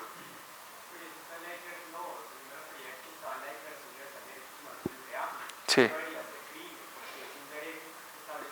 Claro, esa es una interesante discusión, pero a la luz ya de lo que tenemos y de lo que se acordó con las FARC, el delito de rebelión pues es reconocido. Si no existiera delito de rebelión, estarían ubicando, no habría la categoría de FARC como elemento central para la negociación, sino se ubicarían sin rebelión en un grupo organizado que se une por virtud de un concierto para delinquir contra el Estado. Entonces hay unas funciones, digamos, también que tiene el delito de rebelión, sobre todo a la luz del paso de las leyes de amnistía y de indulto. Son necesarias. Eso es lo que hace que efectivamente usted le pueda aplicar a los militares el delito de rebelión. Busque otras alternativas y que obviamente tienen un trato similar dentro del proceso. Estamos además gestionando esto, o digamos se ha gestionado las discusiones, solamente la gente cree que está las FARC. No, no son las FARC, son los militares. Son una cantidad de gente involucrada alrededor de todo esto. El premio Nobel, la gente dice se lo van a dar a Santos y se le olvida que también se lo van a dar a Timochenko. Entonces ahí hay un tema en donde todo esto va a generar una especie de momento muy complejo también para el país, para que el país acepte o no acepte los pasos de un camino a otro. Ahora, sobre el tema del encarcelamiento, creo que alguien me hizo la pregunta sobre cárcel y la situación de las cárceles. No va a haber cárcel, la cárcel, digamos, para efectos de los 5 o los 8 años, que si no se acepta, digamos, si se aceptan los hechos, habrá una especie de reclusión o una especie de restricción, mejor, de libertad sobre la base de unas reparaciones que tienen que ver con un carácter restaurador que va a implicar desminado, va a implicar reconstrucción de territorios, etcétera, etcétera. Para efectos de cárcel, digamos, de la gente que no reconoce y que se va a ir presa, porque va de 15 a 20 años, pues estas personas tendrán necesariamente que ir al sistema carcelario colombiano, un sistema carcelario que tiene además también otras particularidades, pero esto ya no es por la negociación de las FARC, esto es porque tenemos un sistema carcelario que tiene problemas de diferente nivel y que nos llevaría a pensar cómo resolver este asunto. Y añadiría algo más frente a esto. Este sistema no es un sistema de apelación de sentencias dadas a nivel interno. Aquí no hay apelación alguna. Aquí usted fue condenado en un momento determinado por la Corte Suprema de Justicia, usted llega con su expediente al tribunal y le dicen, usted ya fue condenado. Entonces, ¿cuál va a ser su mecanismo de reparación y de perdón y cómo se va a estructurar para poder ver si la ejecución de su pena o de su condena va a tener unas características esenciales? Pero yo he escuchado en estos días que muchísimas personas que están además condenadas dicen, vamos a ir a ese tribunal para apelar por nuestra inocencia, cuando ya fueron condenados en última instancia por la Corte Suprema de Justicia. Ahí no hay nada que hacer, simplemente esto no es un mecanismo adicional. Sobre el tema de perdón de las FARC, miren, sobre el tema de los perdón de la FARC viene un tema relevante. El momento del perdón que va a llegar también se ha venido, digamos, ustedes se han dado cuenta que en el 2012 las FARC no aceptaban absolutamente nada, que responsabilizaban al Estado y a los ciudadanos y a todo el mundo de su situación, y esto ha venido cambiando en el tiempo. Lo que pasa es que también hay un tema de las redes sociales que es bien complicado, y es que ponen la declaración del señor que está negociando en La Habana en el 2013 y lo ponen hoy. Si es que del 2013 a hoy ha pasado un mundo entero, antes se insultaban y ahora no. Entonces, el tema de la verdad tendrá que ser necesariamente discutido en el tribunal. Ese va a ser el momento de verdad, de perdón, de una cantidad de temas. 2, el tema de verdad también está atado a la comisión de esclarecimiento que se establece. Y 3, el informe de memoria histórica va a ayudar a la construcción de historia, ayudar a la construcción de esa verdad. Luego, esto no es un tema de mañana, o 3 de octubre arrancó no, esto va a ser un tema que va a tomarse muchísimos años en Colombia, en donde no se puede dejar la paz digamos, no es una circunstancia que se resuelve de un día para otro, no es que se firma, y además ténganlo por seguro, se va a firmar y va a haber disidencias, va a haber momentos, va a haber discusiones, y va a haber, por supuesto, la idea de todo lo que se firmó no sirve para nada. Digamos, esos son como pero por supuesto que se van a vivir esos asuntos. Sobre lo otro que era verdad justa, algo de paramilitarismo, me preguntó alguien sobre paramilitarismo. Allá atrás, creo que era el tema de si de que por lo menos hubo gente extraditada, y hubo, pues, a ver, la pregunta de todo esto es, ¿qué verdad, qué garantía de no repetición, qué restitución, qué reintegración, qué justicia hubo para las víctimas en esas extradiciones? De hecho, se fueron por narcotráfico, ni siquiera por las masacres cometidas. Eso es un tema importante. Es que el problema aquí no podemos pensar en términos carcelarios todos y en términos de retribución, como que nos los quiten de vista. Hay 7,5 millones de víctimas, 8 millones de víctimas en Colombia. Este tema de las víctimas no es un juego. Aquí las víctimas, el proceso se hace para las víctimas. Aquí es mejor ver, en vez de tenerlo allá de golpe viendo DirecTV, ya retirado en algún Virginia, en Estados Unidos, que no se sabe si están presos o no, ¿sí? O si ya lo soltaron y negociaron para lavar su imagen en Colombia, no tengo ni idea cuál es la salida. En vez de tenerlos allá, es preferible tenerlos 10 años, acá 8 años, pidiendo perdón a todo el mundo, en todos los lugares, y que estén aquí pues viendo cuáles son las alternativas que se tienen para reincorporar, sobre todo en el marco de un proceso distinto. El proceso de paramilitarismo no fue un proceso de negociación, es un proceso de sometimiento a la justicia de unos criminales.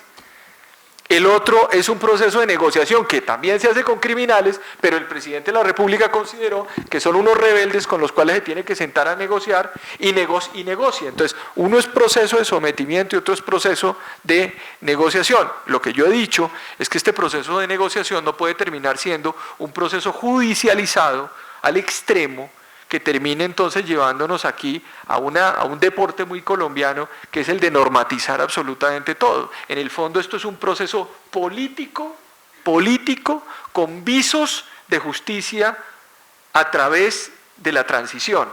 No es un proceso judicial netamente. Por eso es que a veces las confusiones se presentan, porque dice, si esto es un proceso judicial, esto es una desgracia, porque hay impunidad para todo. No es un proceso judicial per se, es un proceso político, que tiene unos visos de justicia en el marco de una transición que está respetada, reconocida y dada en el derecho internacional de los derechos humanos. ¿Sí? Por eso, si hay discusiones con estos temas, bienvenidas todas, pero con los articulitos, miremos los articulitos y las normitas. Eso de que es que yo creo que, no, yo creo nada, yo dígame en dónde dice eso y con eso uno puede justificar. Es decir, esas son las discusiones que hay que dar. Las otras son discusiones netamente políticas sin argumentación técnica, porque este tema es un tema también técnico en el marco de la negociación política.